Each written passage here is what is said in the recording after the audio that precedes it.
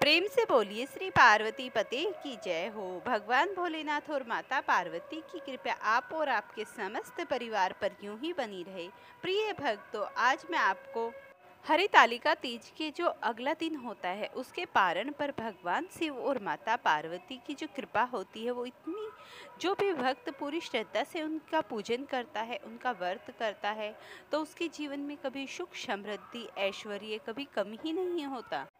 और जो भी स्त्री इस व्रत को सच्ची निष्ठा और अनुष्ठान के साथ जो भी करती है उसे अखंड सौभाग्य सुख प्राप्त होता है, उसके जीवन में मंगल छा जाता है।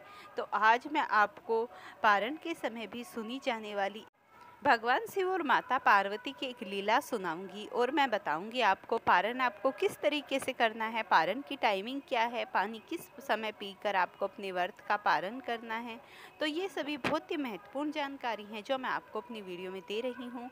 तो प्लीज़ आप साधना के पाथ व्लॉग चैनल को लाइक शेयर और सब्सक्राइब करना तो बिल्कुल मत भूलना। लेकिन एक बात का और ध्यान रखना है, आपको वीडियो बिल्कुल भी स्किप नहीं करना है, जैसे कि काट छाट कर वीडियो को देखा जाता है, कुछ लोग देखते हैं। ऐसा बिल्कुल नहीं करना है, वीडियो को लास्ट तक देखना है, क्योंकि वीडियो के अंत में मैं आपको बहुत ही महत्वपूर्ण जानकारी दूंगी।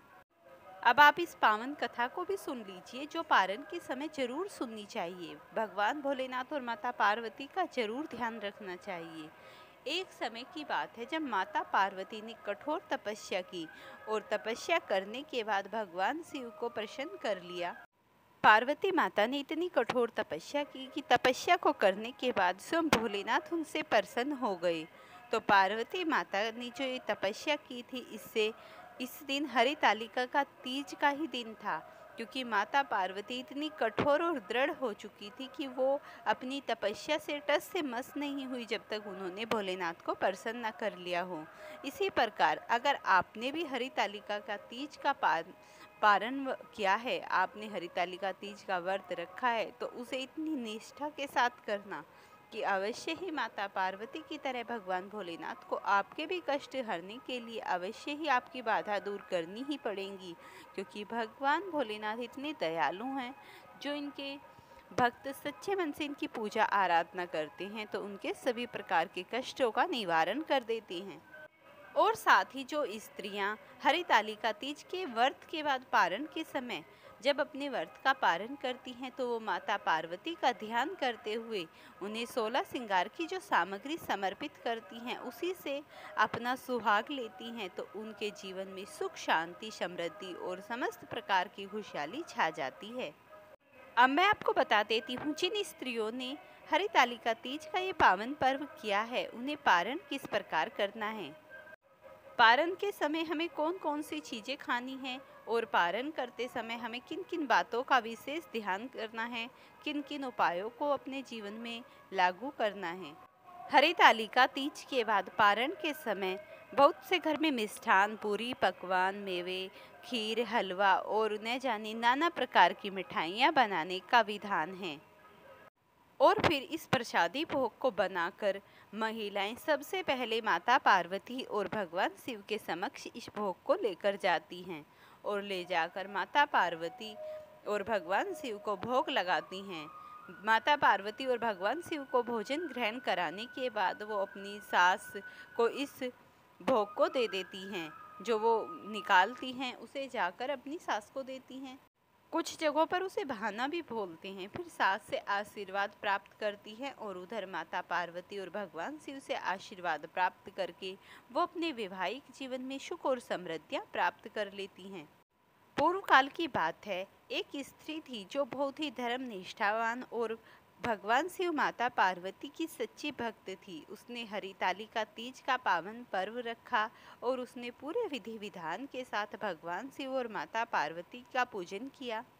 उसकी सच्ची निष्ठा और उसके प्रेम को देखकर भगवान शिव ने उसे दर्शन दिए और साक्षात माता पार्वती और भगवान शिव उसके घर आ पधारे। जैसे ही उसने भगवान शिव और माता पार्वती को देखा तो वो मन ही मन प्रसन्न हो गई और प्रसन्न होकर इतना आदर सत्कार किया कि उन्हें न जाने कितने प्रकार के मिष्ठानों से भोग लगाया और भोजन खिलाया। तब भगवान शिव उससे अति प्रसन्न हुए और कहने लगे कि तुम जो चाहती हो तुम्हें मनोवांछित वर देंगे। माता पार्वती ने कहा कि तुम्हारी सच्ची निष्ठा और तुम्हारे प्रेम परित्याग व्रत को जानकर मैं तुम्हें पुत्र प्राप्ति का वर देती हूँ। तुम्हें जो पुत्र होगा वो इतना तेजस्वी गुणवान होगा कि वो तीनों लोकों में बहुत ही धर्म के कार्य करेगा। ऐसा सुनकर वह स्त्री बहुत ही मन प्रसन्न हुई और उसने भगवान शिव और माता पार्वती को नमन किया। माता पार्वती और भगवान शिव को जैसे ही वह हाथ जोड़कर नमन कर रही थी वह तुरंत ही अंतर्ध्यान हो गई। तभी से उस स्त्री ने सुबह उठते ही ये सारी बातें अपनी सासू को बताई और उसने कहा कि मैंने अपना हरितालिका तीज का व्रत पूरे विधि विधान के साथ किया है सासू माँ, जिससे प्रसन्न होकर भगवान शिव और माता पार्वती ने मुझे सौपन में दर्शन दिए और मुझे पुत्र प्राप्ति का वरदान भी दिया। ऐसा सुनते ही सास का मन भी प्रफुल्लित और खुशी से झूम उठा। तभी उसके 9वें महीने में अति सुंदर दिव्य भव्य बालक का जन्म हुआ। जिससे दिन उस बालक का जन्म हुआ उस दिन भी हरितालिका तीज का ही दिन था। तभी जैसे ही वह बालक हुआ तो उसकी सास ने पूरे गांव में ढिंडोरा पिटवा दिया कि स्वयं भगवान शिव हमारे घर में पधारे हैं। भगवान शिव की देन से हमारे घर में एक अति उत्तम और श्रेष्ठ बच्चे का जन्म हुआ है। तब उस बच्चे का नाम उन्होंने शिवा रखा और शिवा इतना धर्मनिष्ठ और इतना भगवान की निष्ठा वाला बच्चा था कि वह बहुत ही आगे चलकर बहुत बड़ा इंसान बना और उसने भगवान के नेक कार्यों में अपनी रुचि बढ़ाकर अपना जीवन यापन किया।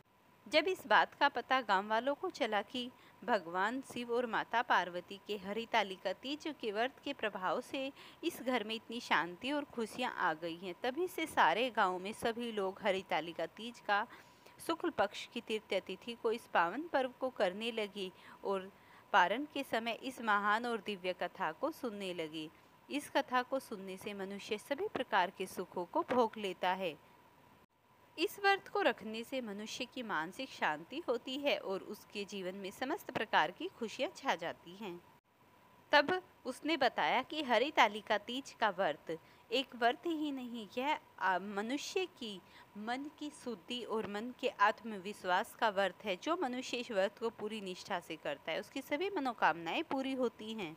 प्रिय भक्तों, यह कथा हमें सिखाती है कि हमें किस तरीके से हम अपने जीवन में भगवान शिव और माता पार्वती का जो आशीर्वाद है उसे प्राप्त करने के लिए हरितालिका तीज का व्रत कितना एकनिष्ठ होकर करना चाहिए। तो भगवान शिव और माता पार्वती के व्रत को करते हुए उनके आशीर्वाद से मंगल कामना के लिए अपने दाम्पत्य जीवन को खुशमय बनाने के लिए उनका आशीर्वाद प्राप्त करना बहुत ही आवश्यक है। प्रेम से बोलिए श्री उमापति पार्वती की जय हो।